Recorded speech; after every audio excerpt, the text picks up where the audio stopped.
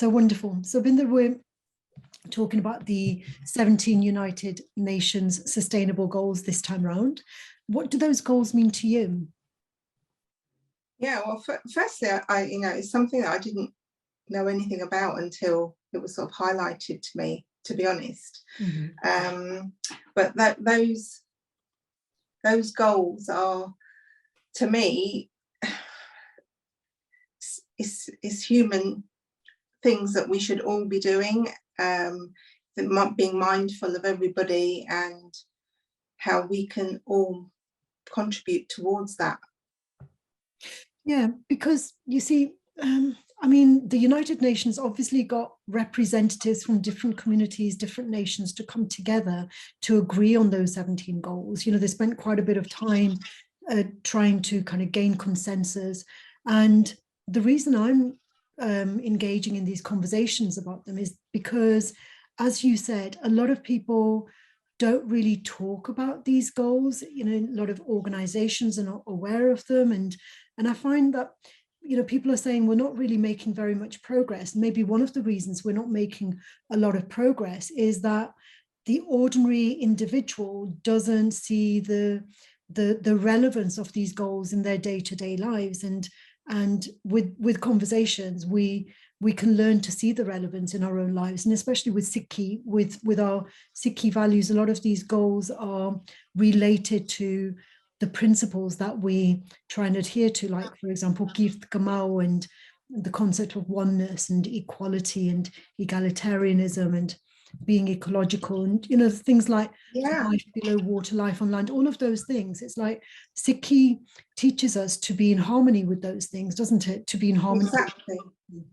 Yeah, and actually, there's nothing there that surprises me in the 17 goals that are there. It just almost confirms, you know, Sikhi as these are the areas that we should all have in the back of our minds, and bringing it to the fore just helps, I think, to attract different audiences as well, because, you know, the Sikhi that I have grown up with is from family being passed in terms of going to the Gurdwara and learning and education. Now it's much wider, that you can use the technology to have a look at for yourself into different religions as well as Sikhi. But the fundamentals, I think, is caring for humanity and sharing what we know, which is really important. And that's hence why I said about, you know, I didn't know this existed. So back on your point, I think it's very valuable that communities and individuals are made aware so that we can share, you know, in our own remits and our local remits. And I think it's subconsciously already being done in small portions and maybe not collectively, because, you know, no one sort of said, oh yeah, I'm doing this because of these reasons. It's more for different reasons. Well, 500 years ago, when Guru Nanak Dev Ji was preaching, you know, the principles, his philosophy, the philosophy of the Gurus, it was the lifestyle that they were advocating was about having no poverty, of there being equality between different parts of society. And so in a way, we should both be kind of shocked that we live in a society where these things are not taken for granted. You know, the reason that these goals are there is that the system that we're living in, with all the education and with all the material wealth, we haven't created a lifestyle where around us we've eradicated poverty. You'd expect that in the affluent countries, at least, you'd expect all of these things to be givens, wouldn't you? More so about clean water, I feel personally, you know, clean water and sanitation. We've been talking about this since I've been growing up, but as you say, it's always been fundamentally in Sikhism, and the teachings of the Gurujis are, you know, not talking about religions, not talking about status, not talking about wealth, not talking about and the spiritual side of the whole concept of living. The UN goals are those, actually.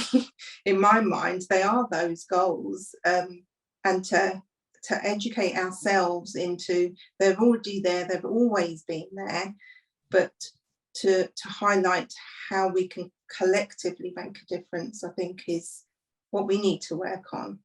Well, you talk about clean water, and you'd think that, you know, we live in England, you'd think that clean water is a given here, but you know, if that was a given, why is it that we have to spend so much money buying bottled water? You know, why is it that in so many European countries, the US and here, why is it that we rely so heavily on bottled water? Why is the tap water not clean enough, not pure enough for us to rely on for health? You know, what is it that's in the tap water that we're paying for? You know, we collectively pay for tap water, but it's not always the best water to be drinking, is it? Yeah, and I think I found that more so. I mean, I drink tap water, but I filter it, you know, and we get used to a rhythm of adapting to the situation, whereas obviously other countries aren't even fortunate enough to have that water to do something differently with for sanitation purposes. And I'm just thinking about the accountability. I think, you know, our way of living, the industrial side of things, you know, that accountability of our carbon footprint as a country, as organisations that pollute the waters, you know, how accountable are they? Because that water is fundamentally, why isn't it safe? Why is it that, you know, we're buying bottled water? Is it because it's become a habit and we're not looking into it?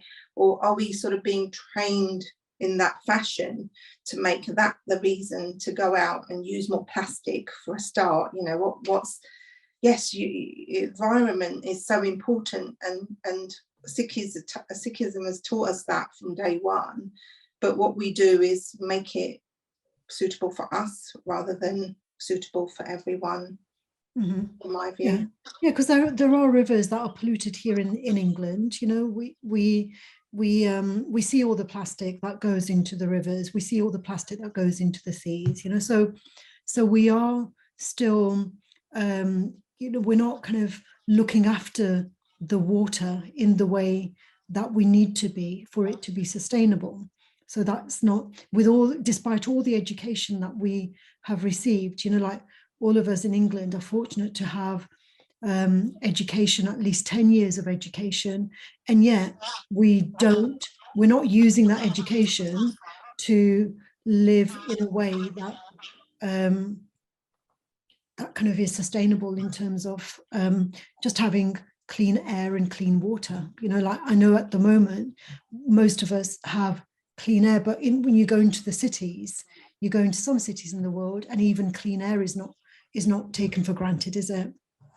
Yeah, and just thinking back to COVID, you know, that time during COVID, it was reported that Venice has never experienced clear water in their canals, and in Delhi and Mumbai,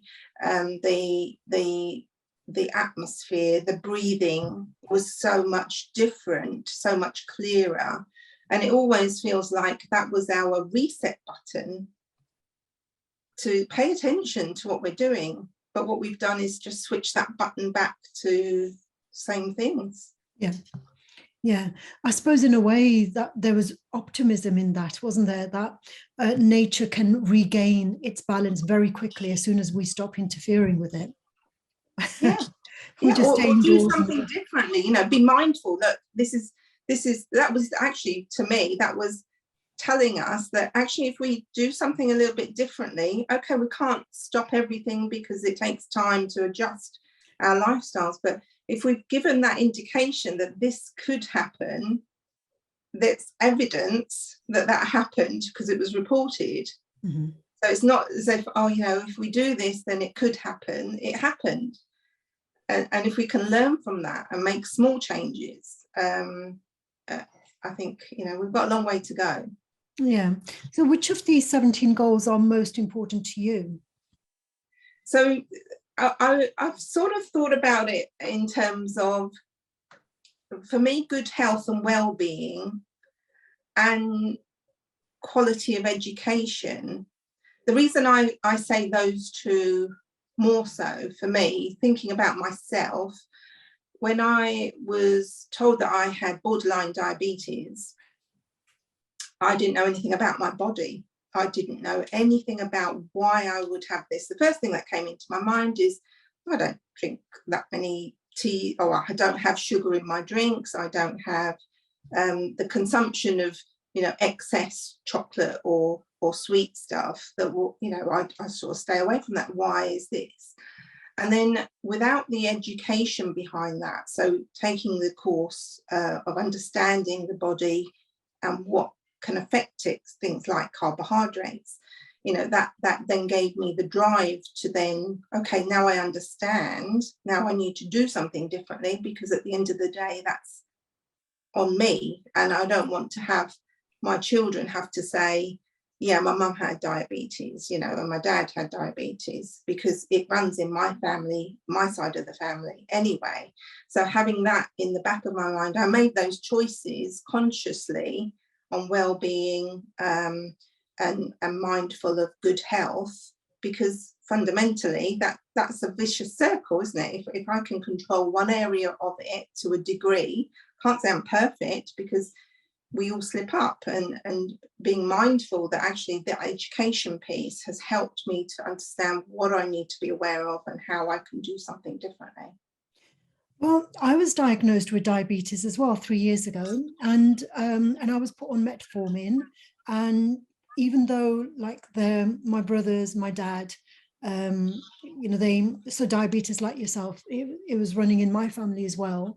And I hadn't bothered to educate myself on it, because I just took it because it was, it wasn't myself. So they were taking medication that the doctor told them. So I just, I didn't even think very much about it, I'm ashamed to say. But it's only when I was put on that medication, that's when I started to think, well, do I really need to be taking metformin every single day, and kind of have all the side effects and everything? And I just thought to myself, no, I don't, so I started looking, I took responsibility for my own education and thought of other things that I could do apart from taking the metformin, and experimenting, so I think that's another thing about quality education. It's like training ourselves to experiment in a logical way, see what works for us, see what doesn't work for us. And I don't take metformin, but if I had just carried on relying on what my doctor told me, so after a year of not taking metformin, I went for my annual blood test and my diabetes had gone down. And I said, but, I haven't taken any metformin. And, he was telling me to increase my dose. And it was actually by not taking it that it reduced it, not simply by just taking his word for granted. And then I thought to myself, well, why in our community there is so much diabetes? Why are we not educating ourselves more about this? Why are we not educating ourselves about how to avoid all of these chronic illnesses? I'm not saying we don't need medicine for other things. I needed medicine for my pneumonia. I needed antibiotics. And I believe that the antibiotics saved my life for that, but they were not going to treat my diabetes. The reason I know that is because my brothers have been taking metformin for a very long time and they still take it. It hasn't cured them from the diabetes. So it's not as though those drugs cure. And if they don't cure, then what is the point of just taking them regularly? Yeah, and I think from that point of view, it just reminded me when I told my brother, because I was devastated. I didn't want to have this label of having diabetes. I just didn't want it. I'm a fit and healthy person. I try and why is this happening? Yes, it could be hereditary, but why? I don't want this. And even my brother said, oh, it's okay, you'll be on medication. And I thought, I don't want to be on medication. So, that was already in my mind. And even now I've got an annual blood test coming up and I know full well that I've come off the path a little bit. And so this will be my drive to then say, no, okay, if I have to go on the tablets, I will choose that as my last resort, because obviously a doctor can only prescribe what's, whether it's a painkiller to ease a pain, but it doesn't get to the root of it. The root of it is my mindset, and I need to change my mindset to say, look, what affects your blood sugar, glucose levels, whatever. I am aware of that. Maybe I need to refresh myself of that education, so then I can move forward with it, because fundamentally it's my own responsibility. Yes, absolutely. So mindset and responsibility, it's like with all of these different goals, that seems to be the underpinning driver there, isn't it? Like we have to see things with a different lens, we have to see things with a different paradigm, and we need to take responsibility in the same way that you and I have said, no, I'm not going to take those drugs, because I'd rather just let my body heal itself, let my mind heal itself. And there's more power in that, isn't there, rather than relying on something external.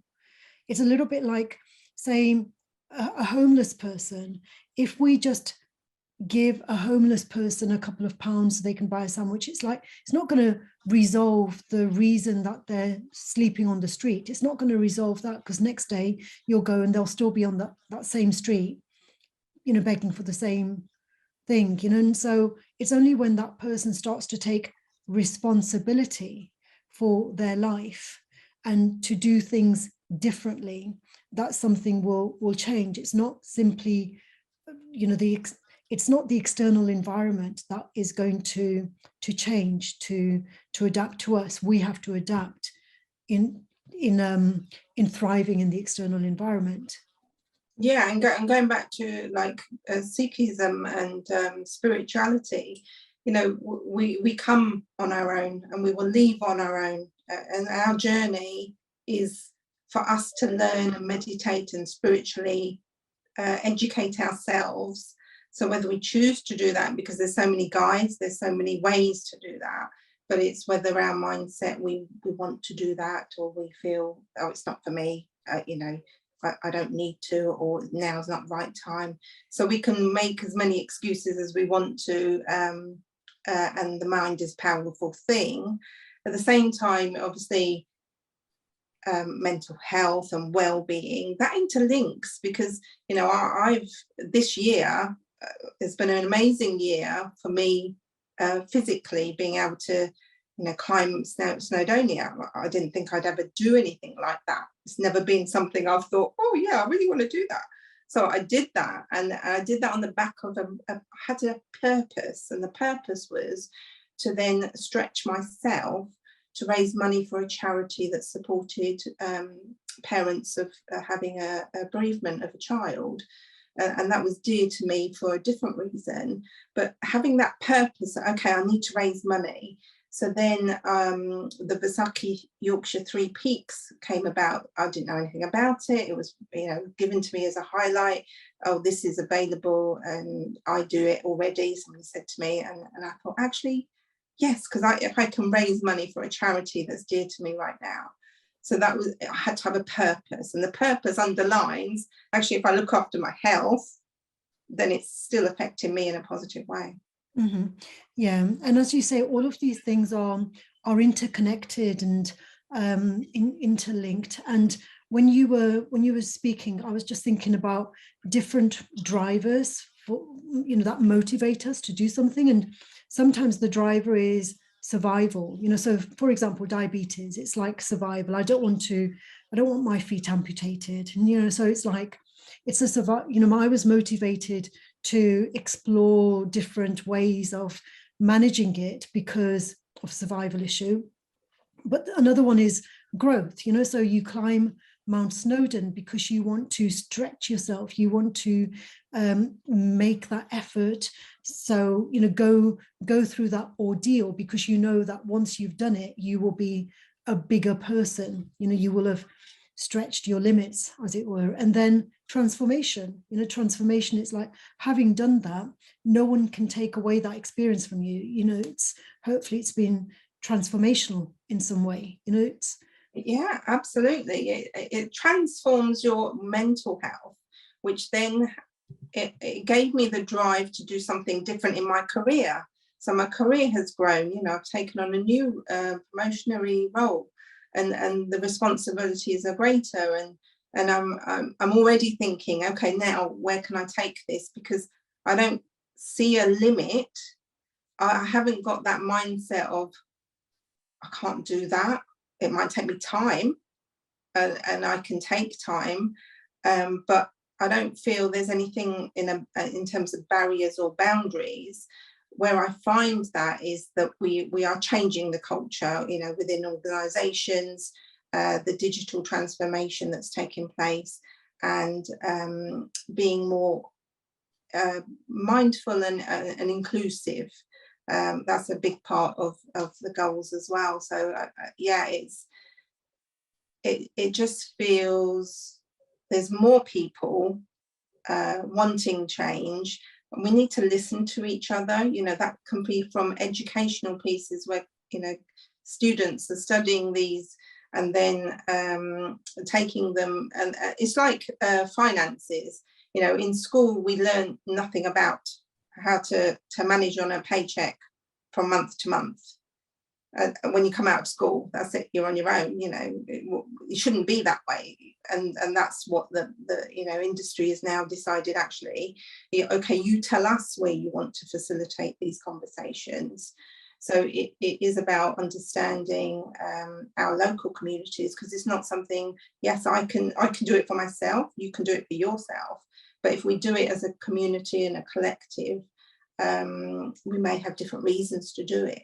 Mm-hmm. But you know, having a community to do it is going to have a bigger effect. Yes. So the collective is, yeah, there's power in the collective, isn't there?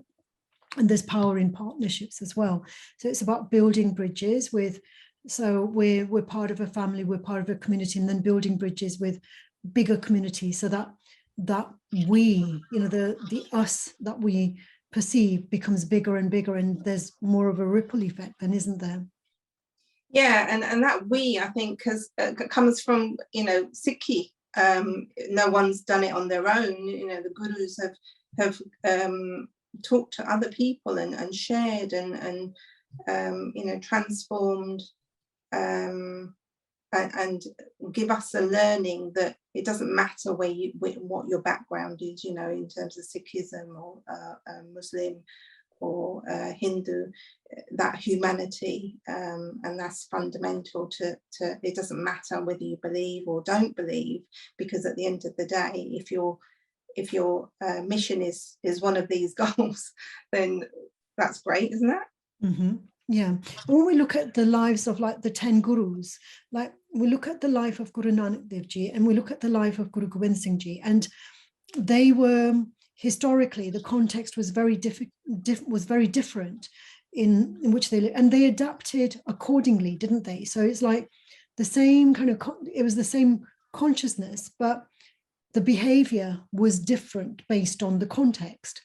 And our context has changed. You know, we were like our parents, and they had very different lifestyles. You know, our grandparents, our great grandparents, they were living in a very different way to the way we're living now, and we have to adapt accordingly and use Sikhi to behave in a way that is in harmony with all of life.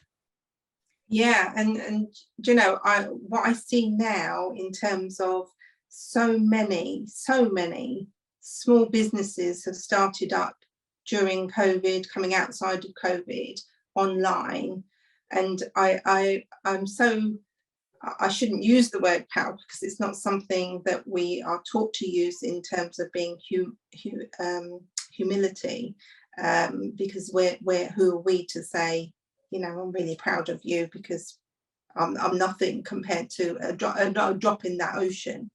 So it just fulfills me with goodness that there's so many initiatives that people are taking and, you know, creating, that actually this has affected me, so I'm going to start a business because there's not something there already, and driving that, and it's so good to see that happening, and that they are the people that we, you know, we can connect to to understand that actually UN, whatever we're doing does connect into these sustainability development goals.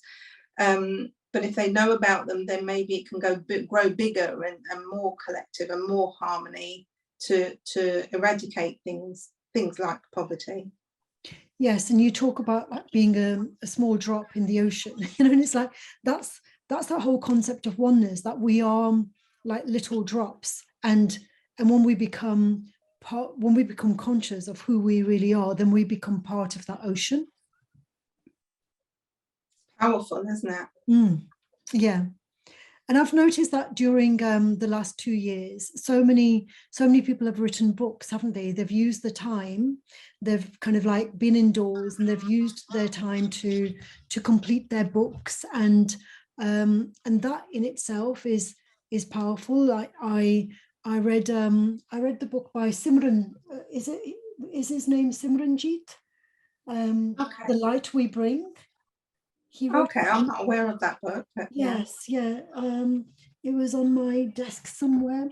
I think it's called The Light We Bring. It's one of a Sikh from the US, and he's from Texas, and I found that to be very. It was very comforting to know that somebody could experience all that racism, and that the racism that he experienced was based on the fact that he wears a bag, you see, and when people wear a bag, they kind of because it's a visible symbol, it's yeah, they face overt racism, whereas people like yourself and myself who don't wear the star, we may encounter more subtle racism, not so overt. And so it was very reassuring. And it's like when we're talking about social justice, and we can advocate for social justice even by writing a book, writing an article, creating a podcast, or a video. And there's lots of creative ways to be that little drop in the ocean, and to say, well, we're taking responsibility, we're being accountable, and we're being proactive rather than reactive.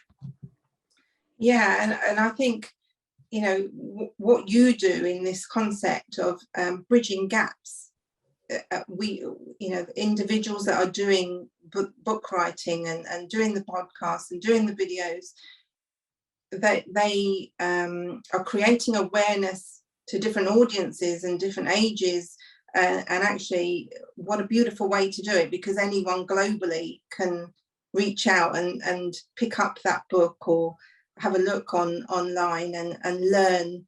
And that goes back to my point of knowledge, if we can have that quality of knowledge, but make it in a space where actually it's linked to all of these 17 goals, to have just a place to go, bridging that gap is knowing where to go for information, isn't it? And it's this whole thing about the strength of culture, because we need to be advocating a culture that promotes this kind of equality and decent work and cleanliness and sustainability. It's that strength of culture, because you see, in the olden days, we used to sit around, when I was born in the Punjab, and my uncle used to tell stories around the chulla, family stories, and that there was a lot of strength in that. And I know, like with the social media, we have the opportunity now to make lots and lots of connections, but how strong are those relationships really? Like how, there are discussions, but how deep are the discussions? How are the discussions actually being catalysts for change? So sometimes it can be a very simple conversation that can generate ideas, and those ideas can have wings. That for me is culture. Culture is like having conversations that kind of are life enhancing. Yeah, and what you just said there about having wings. Recently, I went to a local Gurdwara, and I haven't been to this Gurdwara in quite a while. So I made a connection there, and that connection is it's just grown in terms of, it's a small charity. It's for South Asian care in the community for our elders. And I'd seen it on Facebook, I'd seen it on social media, I was aware of it. And then when I saw it there in person and a representative there in person, that's when it came to life for me. So yes, as you say, it's good to have the knowledge but it's that personal connection that cements it almost, to say, actually, yeah, I do want to be part of this. And now it's growing because I can share that message and go along to the community initiatives that are being set up. So it's not just one or the other. It needs to be a bit of everything. Mm-hmm. Yeah. And I suppose that intellectual ideas on their own don't have wings. You need to have the emotion there as well, don't you?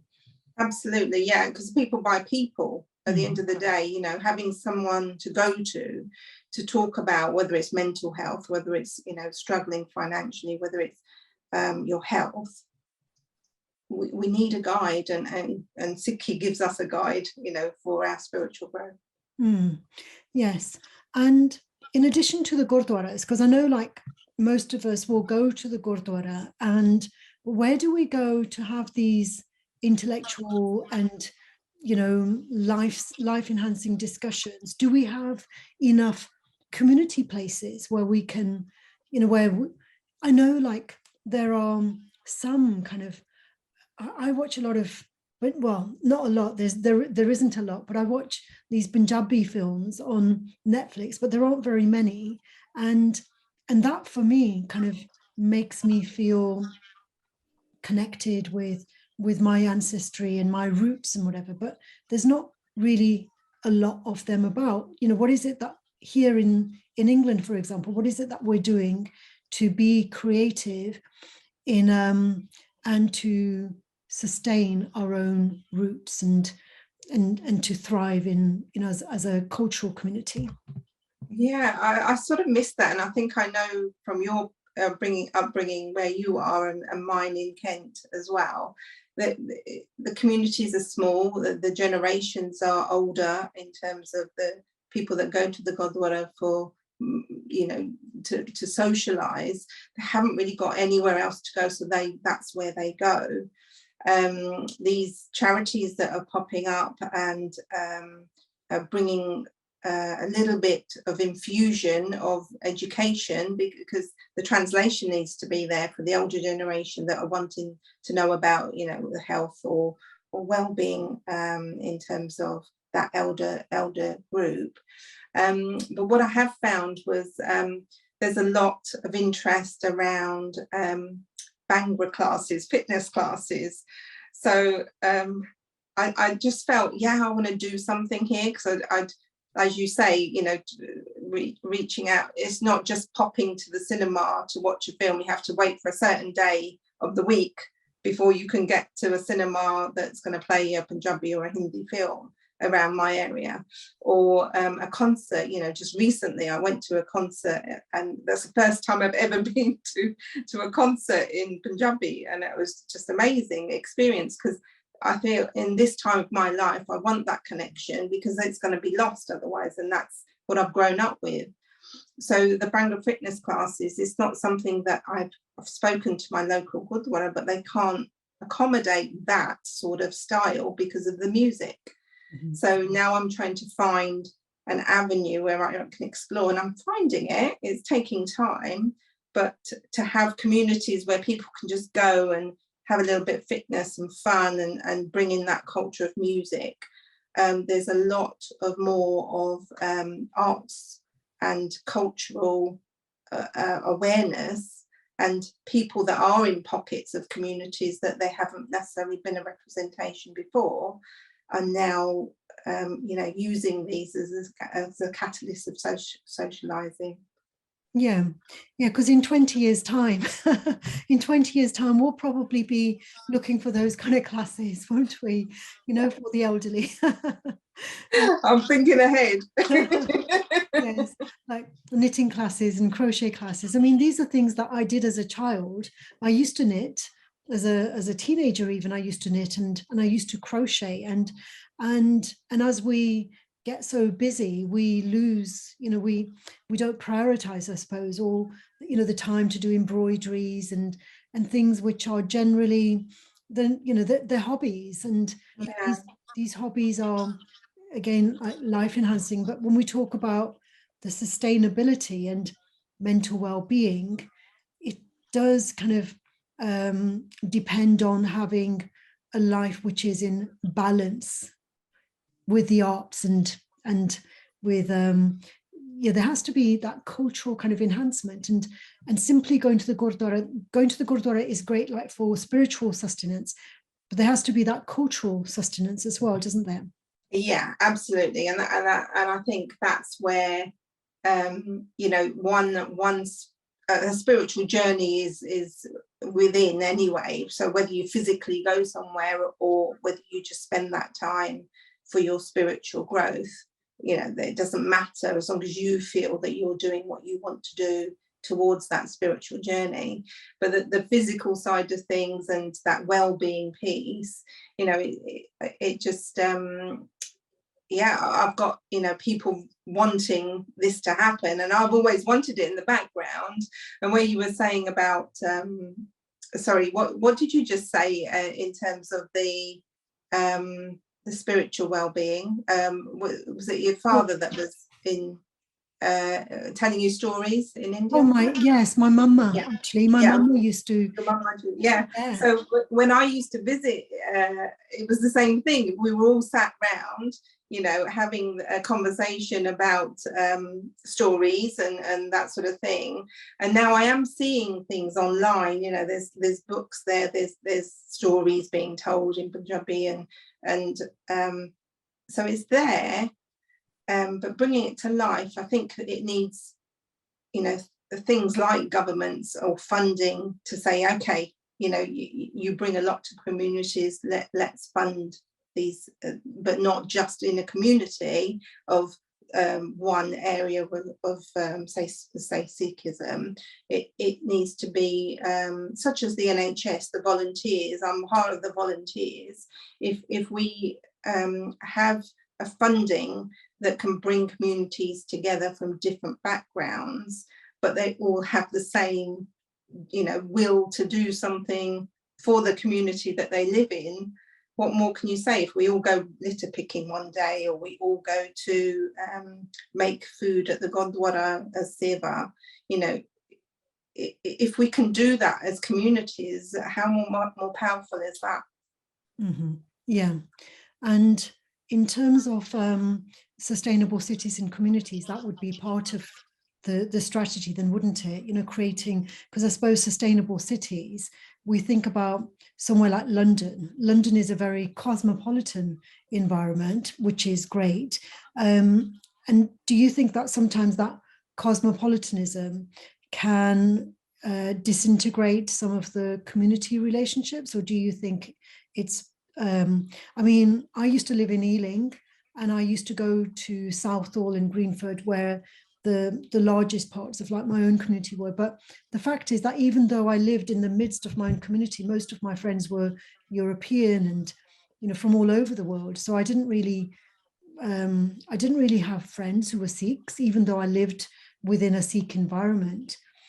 Do you think that can be there's pros and cons of that, isn't there? So in a way, like I became more, my horizons were broad because I had such a diverse range of friends, and not all homogenous from my own community. And then at the same time, I didn't have people to go to the Gurdwara with because my friends were not Gurdwara going people. See, so I lost out on that. Yeah, and I'm the same. I Gurdwara for me was I had to go, or collect the children from Punjabi class when they were going. And then there was a big space. So the big space was me just doing everyday life and not going to the Gurdwara. Mm-hmm. So, you know, I think it's communities are invaluable, and I think that inclusive organisation piece, you know, we in our organisations we may have employee-led networks. They actually bring culture within an organisation, and once you've built that culture there, that drives you to build cultures within your communities that you live. So it doesn't matter your background, because actually we can all go and plant a tree, you know, or go and clear some litter. We can all learn from each other, and just having that integration of, it doesn't matter if you can't speak to each other in the same language, even, you know, we've managed to communicate, don't we? We can do it with signs, we can do it with, and when you were talking about crocheting and knitting, well, actually it's come back around, hasn't it? It's a well-being thing, you know, people do that and talk about it. It's like the swimmer that can't remember his name. Yes, I know who you mean. He knits, doesn't he? Yes. Yeah, and that's his well-being piece, isn't it? And to bring that alive again, you know, I learned from my mum. My mum used to do it, and I was like, oh yeah, I want to do crochet, and I want to do knitting, but I haven't picked up the needles since that childhood. You know, so I think and even to the degree of darning socks, I know it's something that has been done because it was you know, we haven't got the money to replace right now, so we'll just make do. We'll put the holes, make the holes good, and use the socks until we really need to go and buy them, you know. So it is about adapting, like you know, it's just that vicious circle of what we've been talking about, but it all comes round full circle if we use wisely, or learn to use wisely. You know, we're not going to have all the answers, but if we can, oh, you know, that's a great idea, but you're only going to get that idea if you can socialize with people and get those ideas from each other. You know, when you talked about darning the socks, I've got a sock upstairs. It's got a hole in it, and I have a choice of either putting it in the bin. I'm not going to darn it, you know. It's like, but that's where that mind, you know, there has to be that change in mindset. I need to kind of like pick up a needle and say, let me darn this, rather than just go to Primark and get another bundle of socks, which I normally do, you know. And so, and that's where, you know, like I've learned that from my children, that, you know, they're doing a business around sustainable clothing and rug making, and because that's something that they've used their creative piece during lockdown and taken it to this. And now it makes me more mindful, and my organisation allowed me to take a course in from the University of Edinburgh around climate change and transformation. So, you know, the whole thing just excites me that we were told, just Dr. Jasveer and myself, we've been fortunate enough to have that in our backgrounds, you know, bring it back to life and teach our children. It's not, it used to be thought of, you know, to go to a charity shop. Our mindset wasn't that way, to go and, but actually it's better for the climate, isn't it? If we make donations and we were going to recycle that clothing and help others at the same time, or raise money for a charity and use the same garments until we can. Well, the thing is, you see, that it goes back to we don't know where things come from anymore, you know. So like, I'm wearing a dress and I've got no idea where it was made. I don't know who sewed this dress. I've got no idea. And so when I see a hole in it, I'll probably throw it away or give it to a charity shop.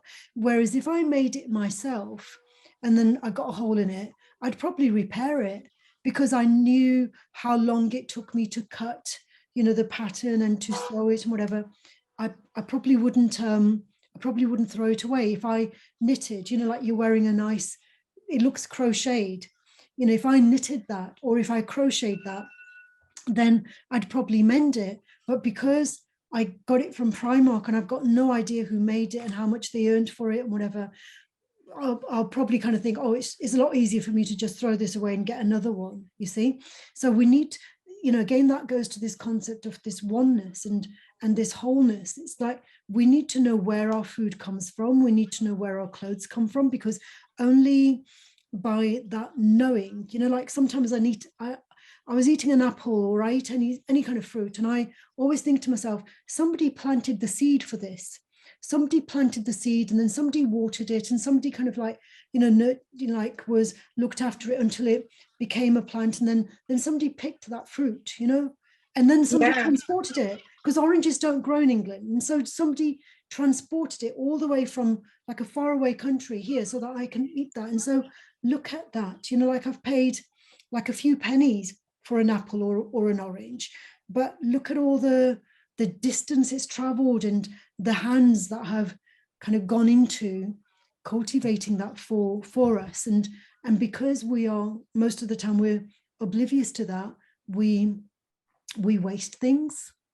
Yeah, and I think that's huge in terms of the journey. It's meaningful, isn't it? Like my mum used to plant every vegetable in the garden, my dad did as well. And now is my time of life. I find myself, and I'm sure, my mum is looking down and she's with me anyway, but she knows what I've done. And I made kaddu, the little marrow. So I've got some of those growing in my garden, and I've got mint to make chutney, and I've got dhania, and I've got I didn't know it was called tulsi, which is basil. So I learned from a mother-in-law that actually, this is good. This is really good. So I'm going to take a cutting, or I'm going to go and get that plant. And so, yeah, it's a meaningful journey for that vegetable to be grown. And I remember they used to plant, my mum and dad used to plant potatoes, and I haven't got that far. But just an avocado seed, I've managed to grow that from a seed, and it just feels, more meaningful to the food that we consume. And I suppose if we've grown it ourselves, and we know all those hours that went into watering those potatoes or watering those onions, we're more mindful of when we eat it. We might not eat so many because we know how much work went into cultivating them. Whereas if you just go to Sainsbury's and buy a pack of potatoes and whatever, you might waste, when you're peeling them, you might waste half of them because you don't know all the effort that went into growing them. And so that again goes back into that wastefulness, because we just go out and buy. We don't know how it's produced. We don't know that, the effort that's gone into it. There's been no love that's gone into the production of that thing. Yeah, and when we talked about values, love and compassion and respect and honesty, well, what could be more honest than growing your own food and preparing it? Yes, it takes time, but actually, okay, if we can't grow it ourselves, then look at where it's coming from. Don't go to those same stores that you used to go to. And that is happening. Even the values of a company are assessed by the generation that's coming through, whether they want to work for a company. Are their values aligned to the value that they're going to bring to that person's career? And the same for our food journey. Are the companies that are selling the food, are their values aligned, or shall I go to the local store and buy from them? Shall I have my milk delivered? I've recently learned that changing from my plastic bottled supermarket to a delivery service, yes, it's a few more pounds, but it's bottled milk. It's gone back to what the old days of my responsibility was to put the empties out in the morning for the morning delivery, and having that back, that's saved 50 million bottles so far in my area. It's just understanding that people are doing this, but if we don't talk about it, then no one else will do it. Yes, and also, like like in India, when you go to buy some grains, they scoop it and they put it in a bag for you. It's not all packaged. It's like big sacks, and they just scoop it and put it in a packet.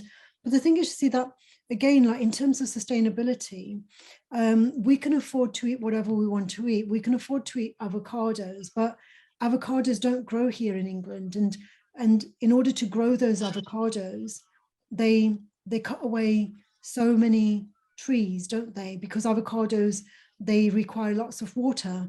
And why don't we have enough clean water? Well, as a globe, you know, as a world, it's like, well, a lot of that clean water goes into agriculture and growing things like avocados, growing things like grain for the cattle and everything. And so, you know, again, that we need to know what is the cost that we're not paying for when we're buying those avocados or bananas or whatever it is. What is the cost that is being incurred that's not included in what we're paying for it? Yeah, and if we turn that around to a non-veg, you know, the sustainable side of things, the meat consumption, actually, I'm quite sad to say that every big time I visited India over the last 20 years, the diets are so different of the people that I visit. You know, I used to feel that I was bigger in terms of size, and they used to comment on that, and they were smaller in frame, and their height and growth of the same age would be far less in terms of size to my size at a certain age. And now I look, and it is that convenience food, and it is that they're not going out to do the same sort of work that their families have been doing for generations, but their lifestyle has changed to the convenience, and there's no balance. There's no balance in between. Yeah, because in my village there's a pizza place, you know, so that's what I'm talking about. Yeah. So they eat pizza. And is it full all the time? Yeah. You see, so there's so many dishes. There's paneer dishes which we don't get over here. I think we'd probably be in the same situation, talking for myself, if we had a bigger variety of non-meat menu. I think, yes, it's a convenience thing, but then again, you know, it's your mindset. It comes back to that knowledge and mindset of well-being. And again, it goes back to that thing about quality education. It's like, if we're not being educated about what food is actually sustainable, you know, like what, because look, I used to live in Italy. Pizzas in Italy are great. They're healthy, you know, they're, because, you know, Italians have lived on pizzas for generations. Yeah. But pizzas in Punjab is different. Yeah.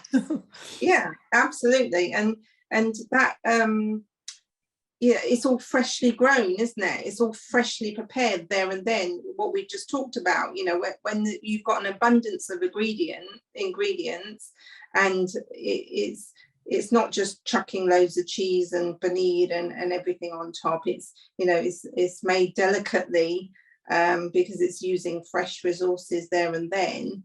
But that knowledge piece, I mean, there are, as I mentioned, you know, a lot online. So I found an EcoSeek UK, and I looked into that a bit more, and then I brought that to my organisation and said, look, we can do more about our carbon footprint and learn from each other in that respect. And now, you know, we're trying to organise group events where we can go and plant trees or clear an area, and where, like you were talking about London, it's an area that